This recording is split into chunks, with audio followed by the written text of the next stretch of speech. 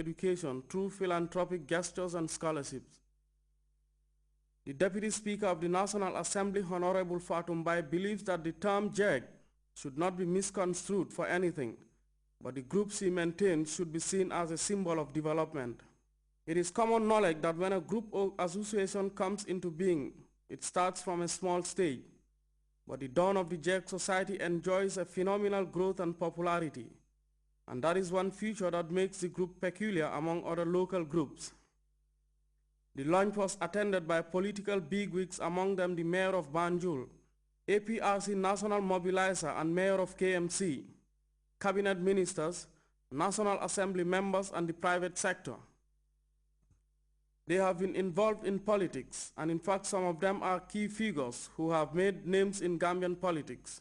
The event witnessed the donation of food and non-food items by individuals to the society for onward delivery to the health sector and the city council.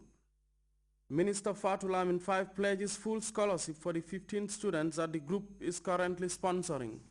There was no less supply of ambience though, for Jali Keba was there to provide entertainment.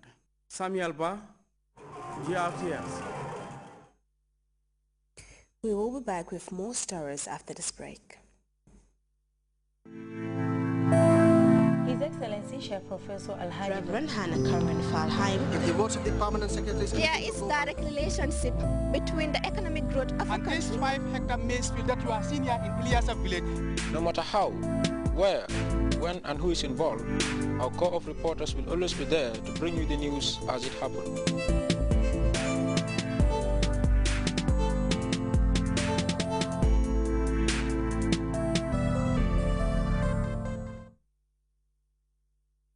Welcome back. Syria has confirmed it shot down a Turkish Phantom fighter jet after the aircraft violated Syrian airspace.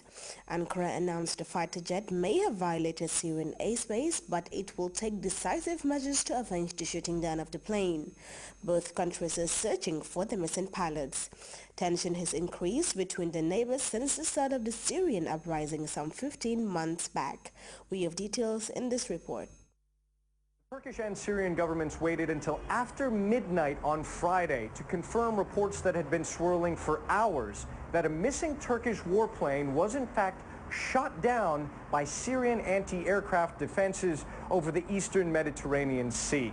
The Turkish Prime Minister's office put out this statement saying that after examining data gathered by relevant institutions and information obtained during the joint rescue operations with Syria, it is understood that Syria brought down our plane. There's no information so far as to the whereabouts or the condition of the 2 Turkish air crew members. However, statements have been coming out from the Syrian government, notably the foreign ministry spokesman in Damascus, Jihad Maktasi, who's put out on his Twitter feed one statement saying, quote, Turkish jet was gunned down by Syrian anti-aircraft defense when it violated Syrian airspace. It fell 10 kilometers away from Syrian seashore. He went on to explain in a later Twitter announcement that the unidentified target was downed above Syrian water and not a Turkish target. Therefore, there was no aggression. Coordinating search and rescue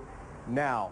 This comes at a time when these 2 neighbors are in a very difficult diplomatic position. Turkey has withdrawn its ambassador and diplomats from Damascus ever since the Turkish Prime Minister broke with the Syrian regime, called on Syrian President Bashar al-Assad to step down for the deadly crackdown on rebellious Syrian citizens that has claimed the lives of thousands and thousands of Syrians.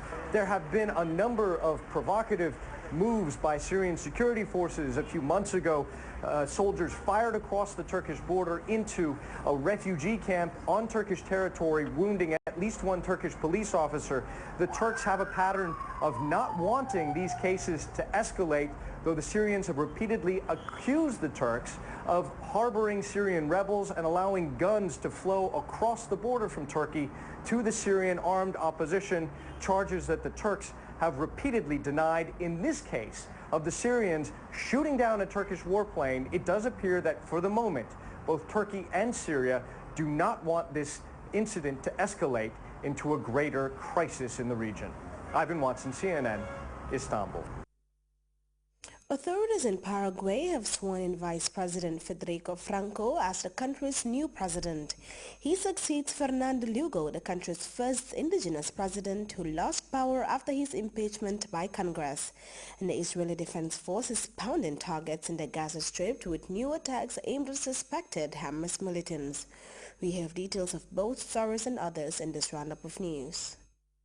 Israeli airstrikes near Khan Yunis in the Gaza Strip have killed 2 Palestinians and injured at least 21 others on Saturday morning. The Israeli Defense Force said the airstrikes targeted members of Hamas who were seen driving around the Zaytun district after firing around 20 rockets at Israel. The latest violence comes just days after a ceasefire was brokered on Wednesday evening between Israel and Hamas. Legislators in Paraguay swore in 49-year-old Vice President Federico Franco as the country's new leader. This followed the removal of President Fernando Lugo from office on Friday. Elected in 2008, Lugo was Paraguay's first left-wing president. Several Latin American countries have described his removal as illegitimate.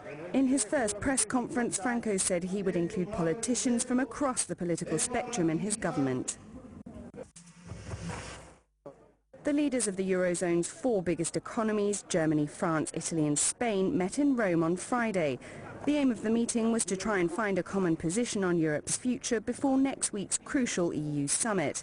130 billion euros has been set aside to boost growth, but the meeting between Merkel, Hollande, Monti and Rajoy has yet to produce any definitive and detailed solutions to the current crisis. 193 countries at the Rio summit in Brazil have reached an agreement in the form of a text titled "The Future We Want." The Rio +20 summit was meant to chart a new path for sustainable development to help raise people out of poverty and protect the environment. But 20 years after the iconic Earth Summit in the same city, the 2012 agreement has been criticized as too weak to tackle social and environmental problems, citing a lack of leadership and political will. We now take a second break. The news continues right after.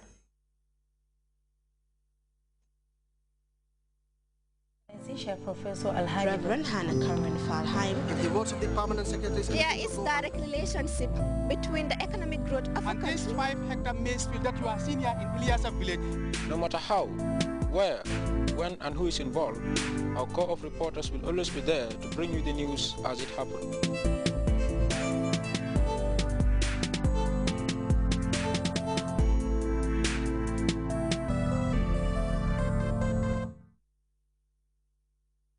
From that, a reminder of our top stories before we go. The Ministry of Forestry and the Environment is employing new control measures to protect the Gambia's forests from illegal activities. Veterinary experts have gathered to discuss the prevention and control of major transboundary animal diseases affecting livestock in the sub-region. Paraguay has sworn in new president Federico Franco after Congress impeached Fernando Lugo. And Turkey has said it will take decisive actions to avenge the shooting down by Syria of a Turkish Phantom fighter jet. You can also follow that story and other GRTS programs live on our website, which is at www.grts.gm. There you can also monitor GRTS Radio live. Well, that's all in this edition of the news. Thanks for the pleasure of your company and enjoy the rest of the day.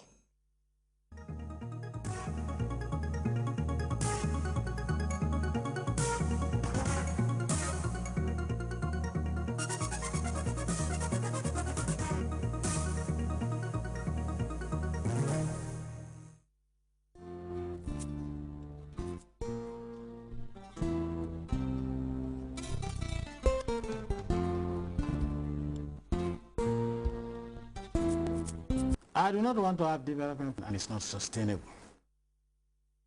And the only way you can have development is for there to be peace and security. And the only way you can sustain what has been developed so far and make it useful to the people also is ensuring peace and security.